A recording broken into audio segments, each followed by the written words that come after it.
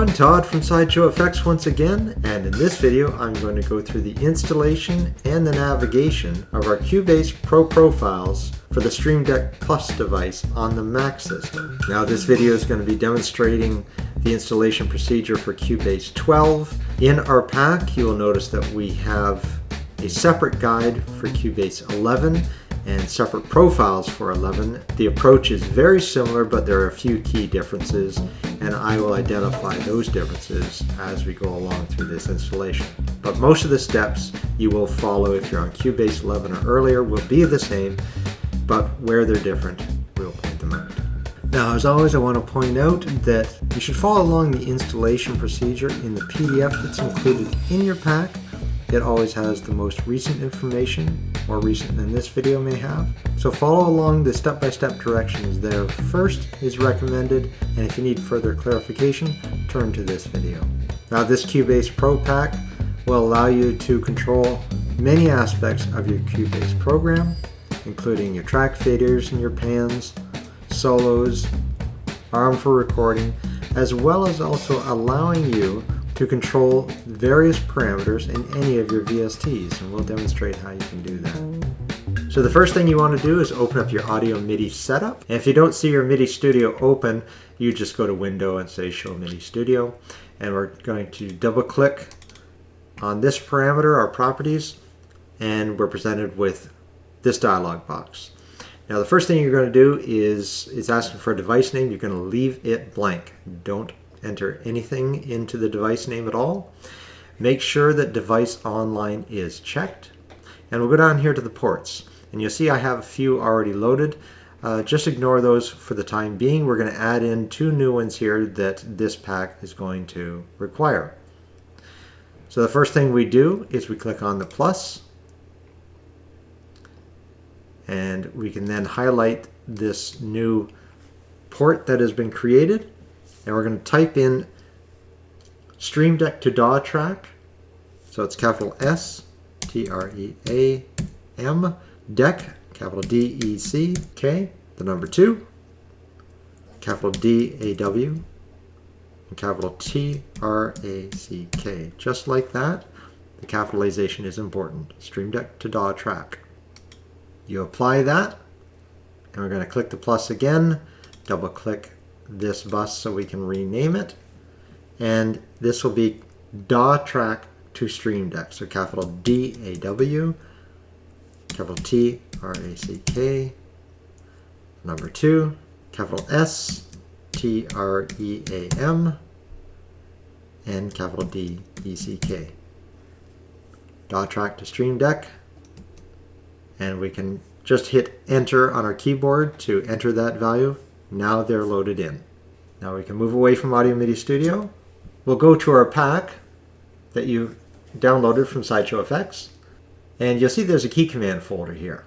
Now the key commands are mostly used for Cubase 11 and earlier versions, but we're going to install it here for the Cubase 12. The Cubase 12 pack uses almost exclusively MIDI commands for all the commands, whereas Cubase 11 and earlier uses our shortcut commands, but we're going to load it in here anyway. So we're going to go key command, and under the Mac folder, you can see our key command file is here. It will need to be put in a specific location. So we're going to open up this location, and here you can see the file path here at the bottom. So it's your Macintosh hard drive, users, your username, library, preferences, your version of Cubase. If you're using Cubase 11, it will show Cubase 11 here, and then your presets folder. So if you double click presets, you'll see there's a key commands folder inside of presets. That's where you're going to take this file, drag and drop it on there. Now I already have it there, so I'm not going to replace it, but that's where it will go. And to complete this procedure, let's just jump into Cubase very quickly. We'll go into Edit, Key Commands, and under the presets in this drop down, we will select SideshowFX key command Mac version 2, and you'd say OK, and then our key command is now selected and is operating. Keep in mind though, once you have moved this file into place, you will need to restart Cubase in order for it to show up in that dialog. Alright, the next step is we have several graphics that our MIDI program needs to be able to display the graphics of. So we have this Trevliga spell graphic folder right here, and it needs to go into the root of your documents. So if we open up our documents folder here, I have my documents folder open. You can see I already have it here, but you would just click and drag it into your documents folder. Now if you already have a Trevliga spell folder there from one of our earlier packs, what you can do is open this up and copy these files into your already existing Trevliga spell folder. And then you're all done with that. Okay, so let's open up our Stream Deck software itself. And with the Stream Deck software open, we're going to go to our plugin folder here, and we'll double click this plugin that we've got here. Now I've already got it installed, so I'm not going to repeat the process, but it will appear here under this heading of mouse, and we have several different plugins associated with this master plugin that we use in this profile. Now the next thing to do after you've installed that, we're going to go to the Stream Deck store, go to plugins, and we're going to type in the search field MIDI. And there will be a few results here. This is the one we're interested in, just called MIDI. We're going to, if you don't have it installed, you'll just click the blue install button here, install it, and it will be available for you. Now before we launch our profiles, let's just jump over into Cubase. Let's start our Cubase application. Now once in, we're going to go over to Studio and Studio Setup, and we're going to click on MIDI port setup. Now you had installed those ports in the Audio MIDI setup. They should appear in this window. You can see I have several others loaded in. Try and ignore those for the time being. The 4 that we're interested in is in the input DAW track to Stream Deck. We want to deselect both of these. Staying in the in, we're going to go to Stream Deck to DAW track. We're going to make sure that visible is selected, but we're going to turn off the in all MIDI. So these two items with the checkboxes should look just like that. Now we'll go to the out section. We'll go to DAW track to Stream Deck. Make sure that it is active, and go to the Stream Deck to DAW track and deselect that. And double check it in your manual to make sure that you have the settings correctly. Once you're finished, you click OK to save those settings. But let's flip back into the same place. We'll go back into the studio setup because we're going to set up MIDI remote. Now this is only for Cubase 12. This is not available in Cubase 11. So we're going to open the MIDI remote manager. We're going to go to the scripts tab. We're going to say import script. And we're going to navigate to our downloaded folder from SideshowFX. In there we have our MIDI remote folder under the Mac. And this is the file that you want to refer to, this SideshowFX track mix strip. So we're going to double click that and load it in. Now you may see an enable controller script. If you see enable controller script, you'll want to click on it. And then we can go over to MIDI controllers, make sure that our track mix strip is selected, and make sure that the input ports are set correctly. They should be set to Stream Deck to DAW track and DAW track to Stream Deck. So when you click on these options should be available to you. Now when we close the MIDI remote manager and you go down here to MIDI remote, you should be able to see your track mix strip as long as you have an active project loaded.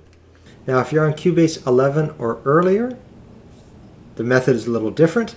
So, in Cubase 11, like I am here, you're going to go to Studio and Studio Setup, and you navigate to your track quick controls. And if you don't see it, you can do an add device and see it listed here, and you can load it in. And with it selected, you're going to go to the MIDI input, and you're going to select Stream Deck to DAW track. And on the MIDI output, you'll select DAW track to Stream Deck. Just like that. And the next thing to do is click on import, and you'll navigate to your SideshowFX download folder that you downloaded from SideshowFX. Go into the quick control folder, and you'll have this quick control XML. Double click this, and it will populate all the values here, you'll say OK, and you're all set up. Okay, let's go back to Stream Deck now, and now we're going to import our profiles. And you can see we have them divided into two different folders, Mac Cubase 11 and Mac Cubase 12. If you're using Mac Cubase 11 or earlier, we can go as early as Cubase 5 or later up to 11 for all of these profiles. Since we're working on Cubase 12 at the moment, we'll be accessing these profiles in this folder. And what we do to install them, it's very simple. You just, with your Stream Deck software open, and of course if you have more than one Stream Deck device, as I do, make sure that your Stream Deck Plus device is selected here so it loads into the correct device. We will double click each one of these profiles.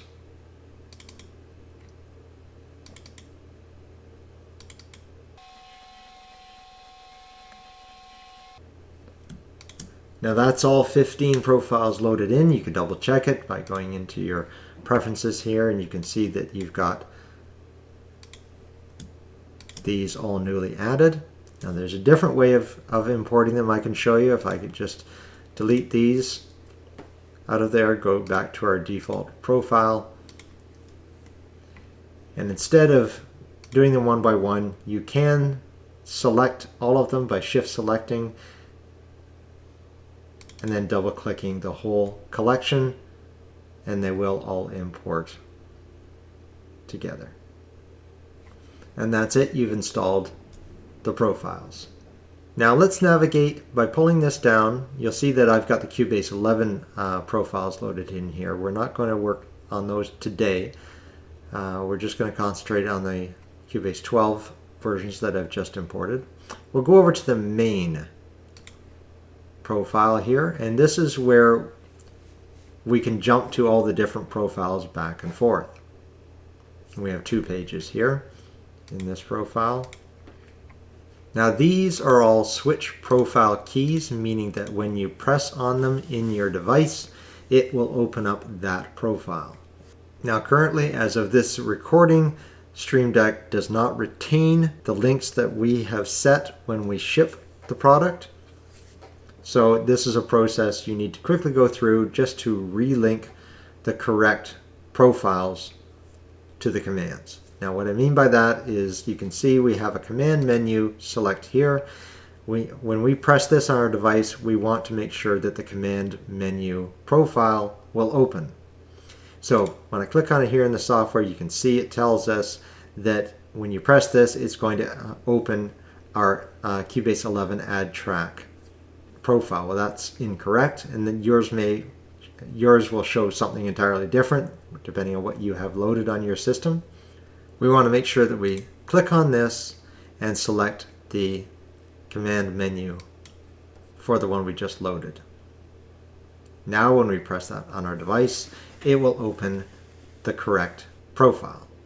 So if you go to our device and we press on command menu, you can see it opens the command menu profile for us.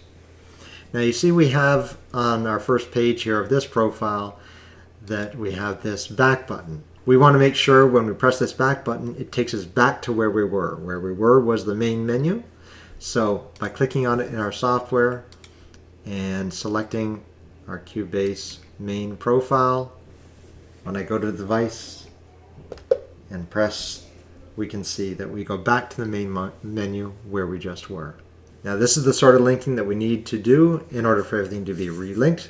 So let's go through that process. Tools, we'll go to Tools, MIDI, Add Track. You can see this is the Cubase 11 Add Track. We want to make sure we go to the correct one. Mix Console, Editor,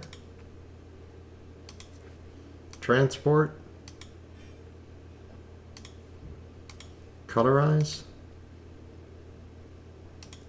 Now that we've just done the first page, let's quickly relink the main keys of each of these profiles. So if I press on Tools, I want to select our main and go back to the main here. Same thing with MIDI.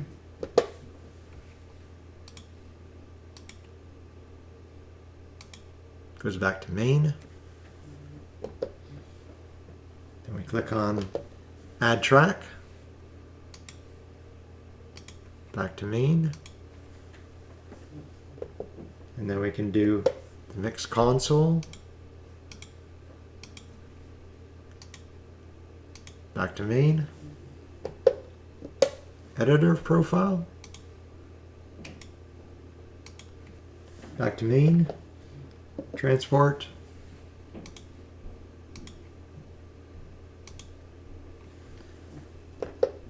and colorize. And you see with Colorize, we don't have a main on the first page here.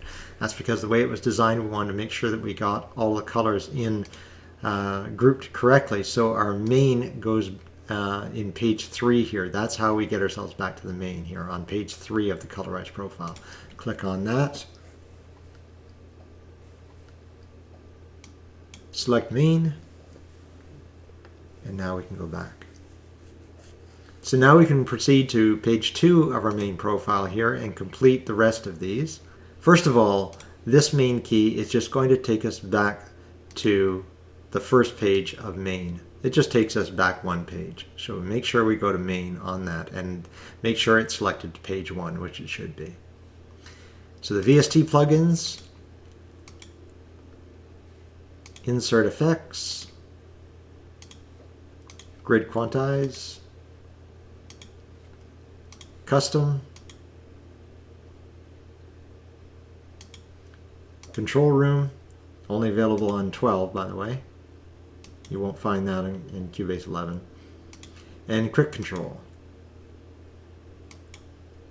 Now let's send each of these profiles back to main. We're going to click on VST plugins, select its main key, send it back to main, but make sure that it goes back to page 2. Because when I press on this, that's going to take us back to page 2, exactly where we were. And that's going to be the case for all of these on page 2 of the main. So insert effects, we're going to press on that. Click on main, and it's page 2. Grid quantize, main, page 2. Custom,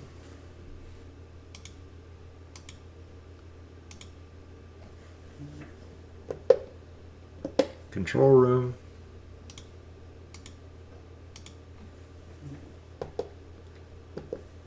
and our quick control. You see on the quick control, we don't have the main key on the first page. Go to the second page, and that's where you'll find it. Main. And that takes us back to page 2 of the main. So now you've relinked all of your profiles. So now they're all in the correct place. Okay, so now that we got everything installed, let's take a look at how this pack works and all the different parts associated with it.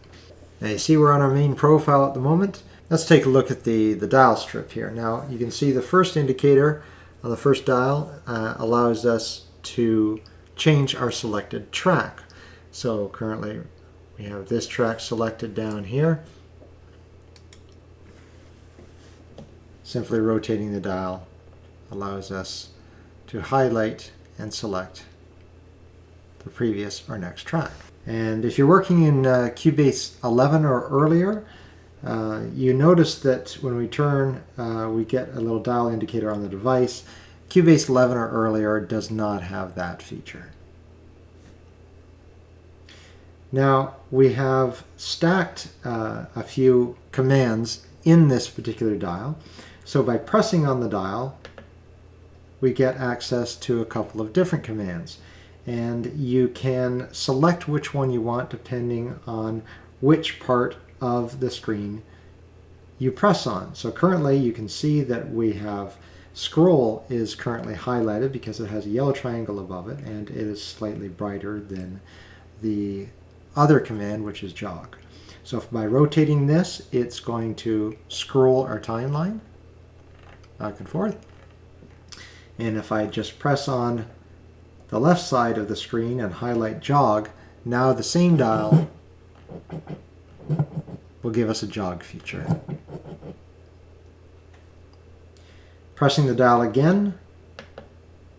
gives us control over the quantization. So you can see in our Quantize drop down here, by rotating it back and forth, we can increase or decrease the quantization. Pressing the dial once more, this gives us a navigate feature. You can either navigate horizontally, the way it's selected right now with our arrow indicating. So by doing so, when we have the mix console highlighted, that allows us the same sort of feature as our selected track, allowing us to move the track back and forth. Now if I had our track selected and we switch over to vertical here, that will give us the same sort of result. And you can use these horizontal and vertical scan in any window. It just mimics the same action as you would with your mouse. Now pressing in once again takes us back to the selected track function. Now the second dial, we can see that we have a couple of commands here, and currently zoom timeline is selected. So by having our track window open, rotating left and right will zoom our particular timeline. If I click on the right side here, so the zoom track is now highlighted, you can see it is going to increase or decrease the selected track. Pressing in this dial, we can see that we've got zoom vertical and zoom waveform. Well, as the name suggests, since zoom waveform is currently selected, by increasing and decreasing this dial, it increases and decreases our waveform. Now, clicking on the left side, zoom vertical expands the size of our entire timeline.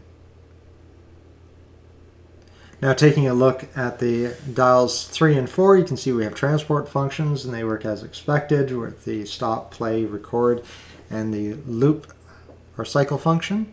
But also you'll see that when you rotate, you can see it's indicated under 3 that it will, if you rotate the dial, it will also give you panning option of the currently selected track. You can see we can pan back and forth of our dial, and on the Cubase 12 version, it shows a dial for you when you rotate, not available in Cubase 11 or earlier.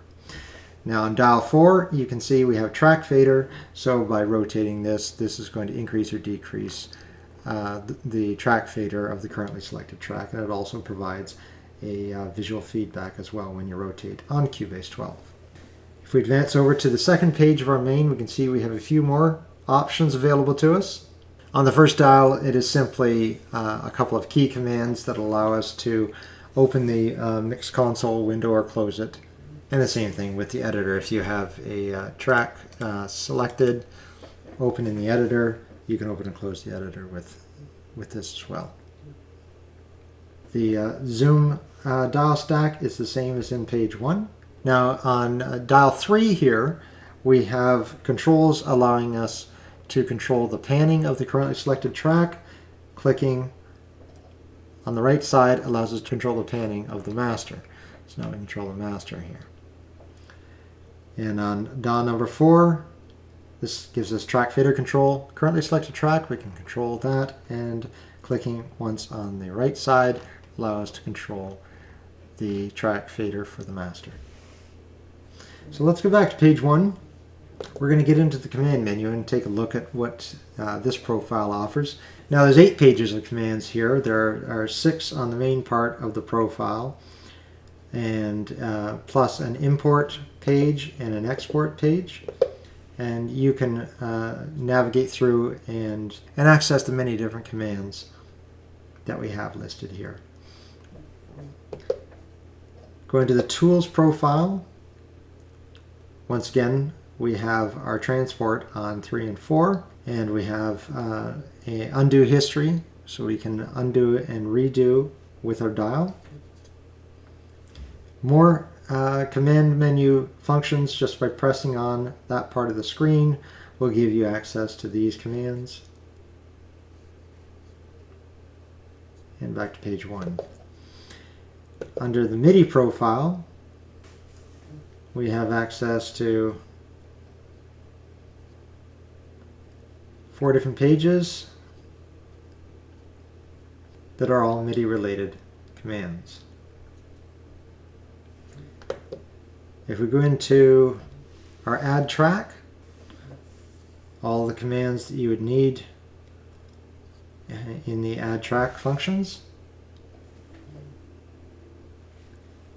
And if we go to mix console here, you can see we have a little bit of repeated commands here, as we've just seen, the jog and scroll, the zoom, the timeline, and the transport controls. And we also have transport controls repeated up on the keys themselves, as well as your mutes and solos and arms.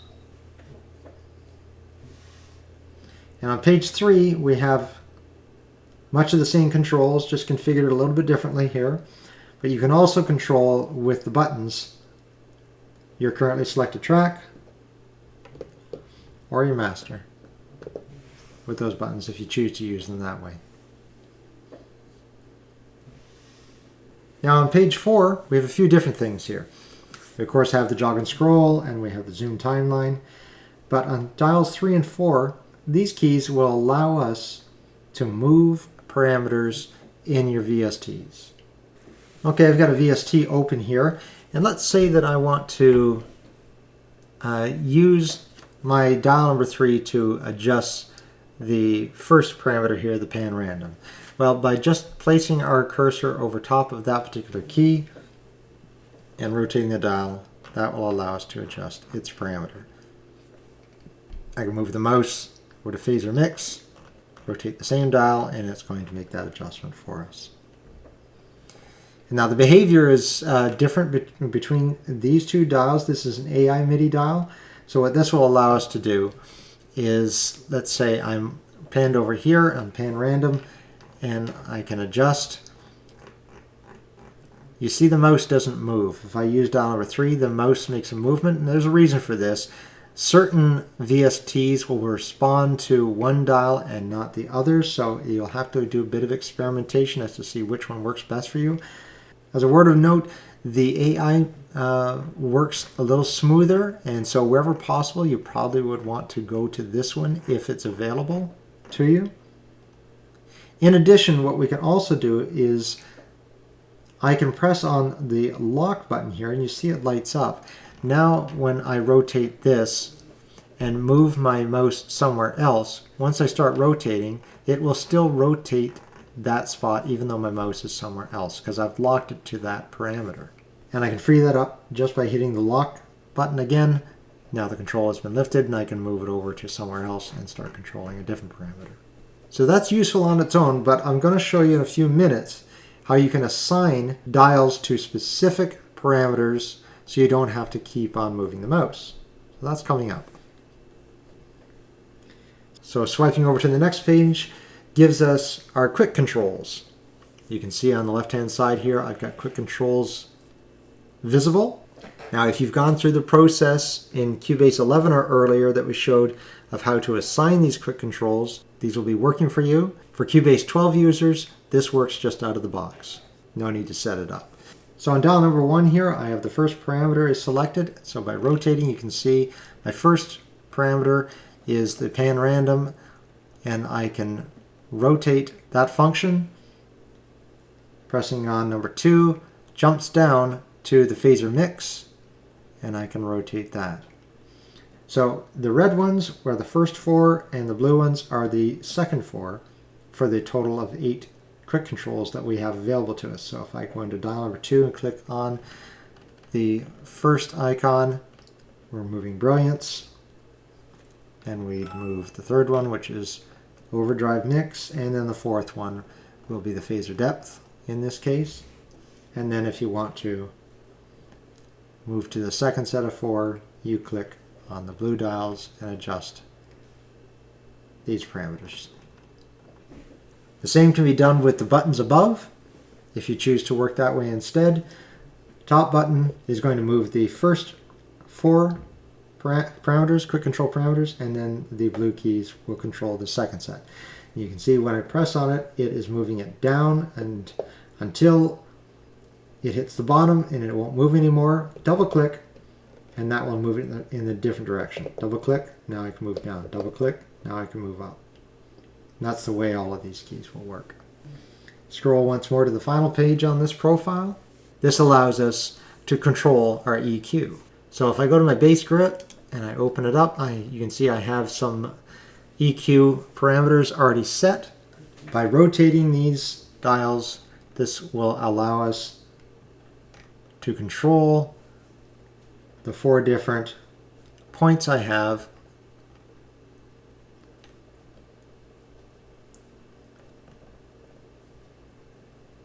on my EQ. And you can experiment with these and you'll quickly get the knack of how to make the adjustments you need.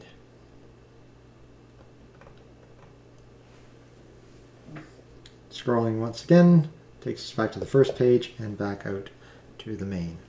Now if we go into the editor profile, you can see we have a lot of the same functions that are available to us. The quantization dial, the zoom dial, we have our VST controller, but we also have in a 4th dial, we have a different parameter here that will allow us to adjust our MIDI notes. So if I load up our MIDI notes here, and by selecting our mouse and moving over top of and selecting a MIDI note and leaving my mouse over the top, with the up and down selected, moving it up and down will move that MIDI note up or down the keys. Now if I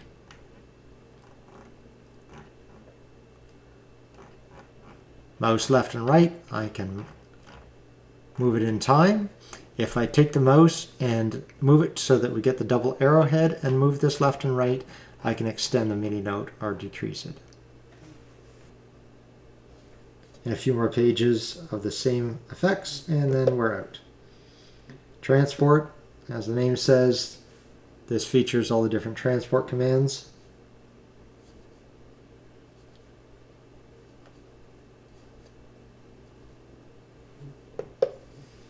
Now if we're going to colorize, you can see that we have the ability to colorize our currently selected tracks.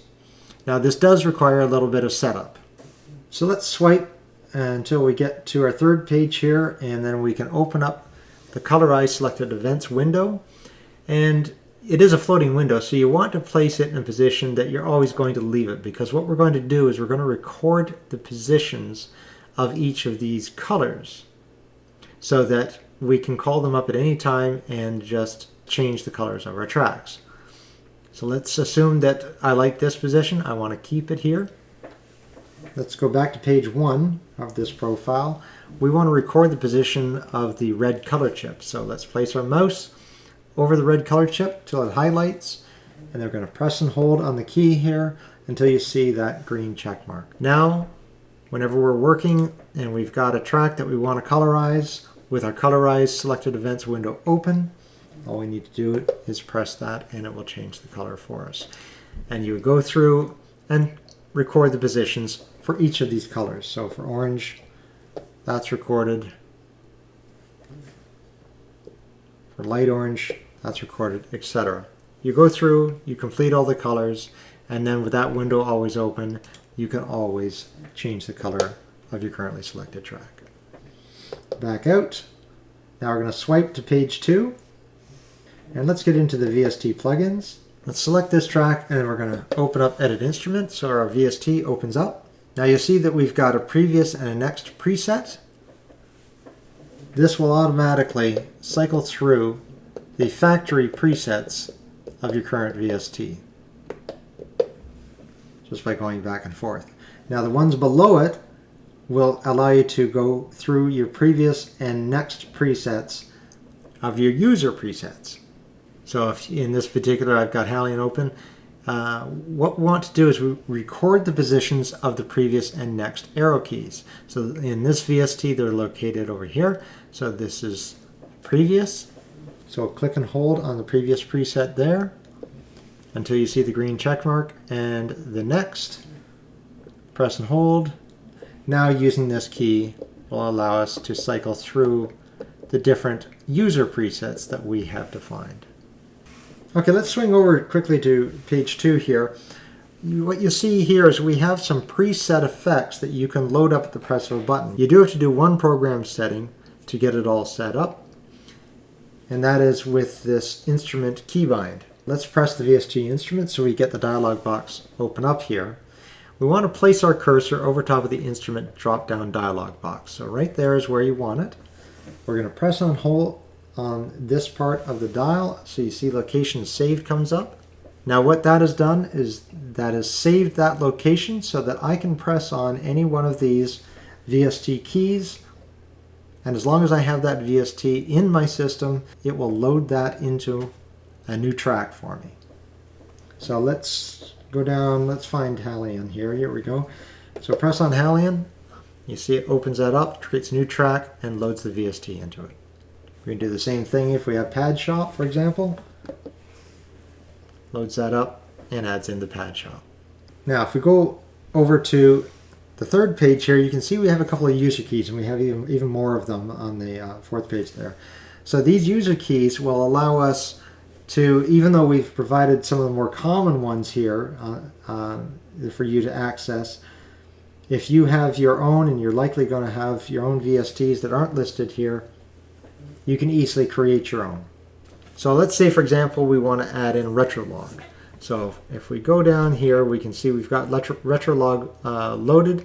Want to make sure that you spell this exactly the way it is seen here, because what we're going to do, we're going to go to the Stream Deck software.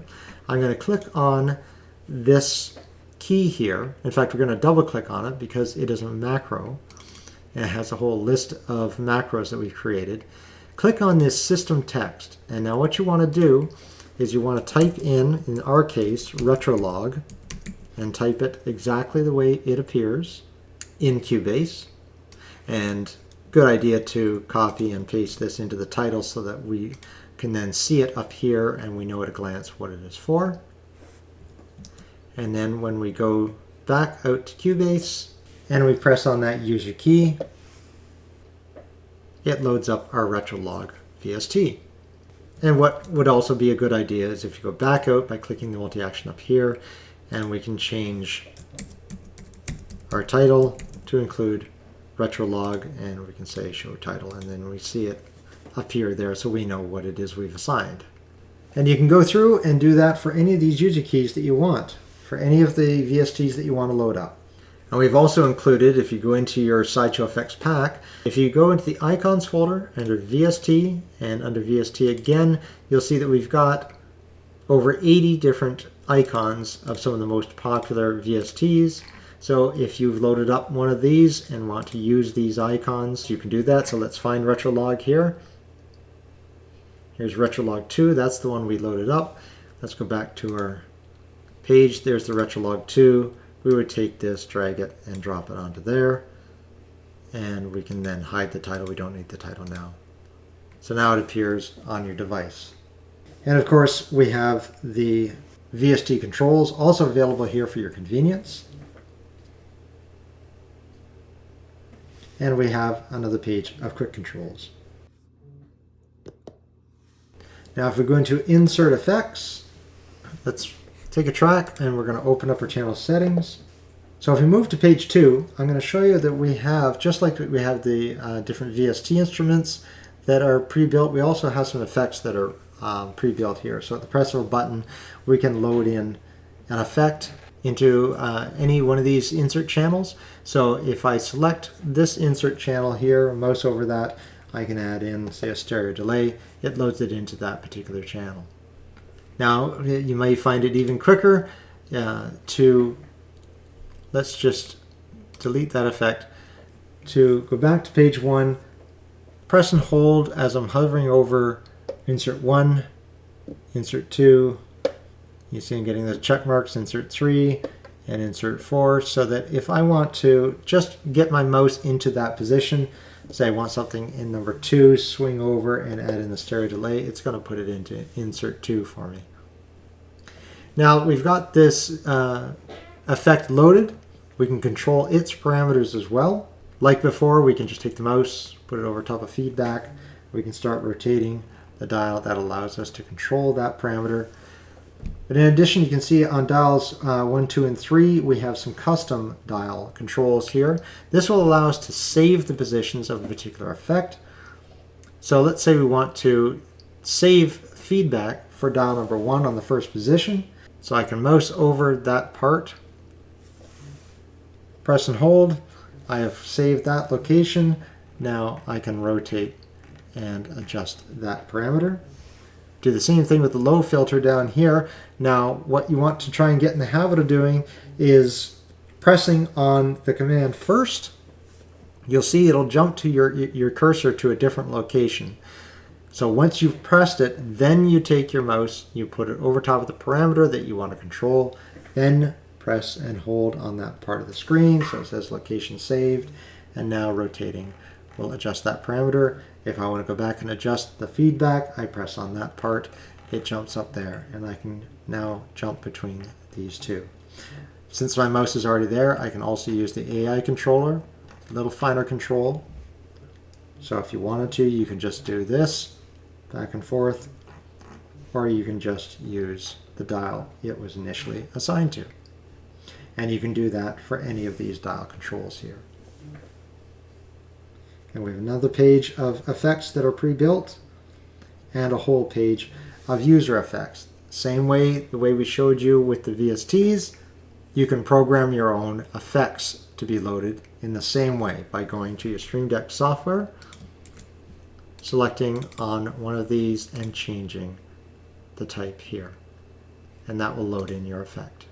Once again, we have the EQ controls, some more quick controls, and another bank of inserts should you need them.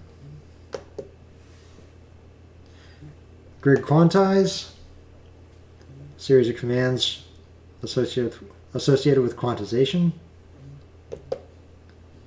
Custom. This will allow you to have a one-stop shop for all of your, if you want to control VSTs, parameters, effect parameters, whatever you choose. Just the same way we showed you with the dials, how you can assign particular parameters and lock it to a particular dial, you can do the same thing here with the button commands. So I currently have the stereo delay open. Let's say we want to adjust the delay to feedback. I mouse over that area, press and hold on this key. Now I can rotate with dial 3 or 4 in that area. If my mouse is somewhere else, I just press on that key, it takes me there, and I can adjust that parameter. And dials 1 and 2 can also be used in the same way we showed you before, where I will click on that part of the screen. Let's say we go over low filter for 2 and press and hold, that location saved. And now I can make my adjustments as I need. Now you can also use these if you wanted to. You can use any of these. If we go back to Mix Console, I can even adjust the track faders with these. So I can assign that position as a control point. And now I can adjust by pressing the up and down here. I can now adjust my track fader up and down. And I can adjust the second track fader. And now adjust it. Now I can go back and forth between these two tracks and adjust them as I need. And we have another page, and then back to the main page. Now in the control room, this is only available on Cubase 12. We can open up the control room with this button here, so it becomes a floating window for us. And we have control over the dim, our plate, and our metronome, as well as we can control the different parameters at the bottom here. If you don't see them, you would need to click on the main that might be hidden here. And you can control your talk dim, your listen dim, and your listen. And this will control your full control room. Swiping over gives us the same controls, but also includes the click volume. And you'll see that moving these also adjusts the track faders above. You can use them in the same way. They're linked to each other. Whichever way you find easier to work. In the quick control, we've seen that we have different quick control windows in some of the other profiles. Well, this profile is dedicated solely to quick controls. So it gives you the same features, but combines everything all together with the custom. So that's it. This is very quick navigation of how to install and how to use the Cubase Pro Profiles for the Stream Deck Plus device on the Mac system. Encourage you to read through the PDF that we've included with the pack. It gives you a lot of detailed information. Hopefully you'll be able to find all the answers you need in that document. Until next time, we'll talk to you soon.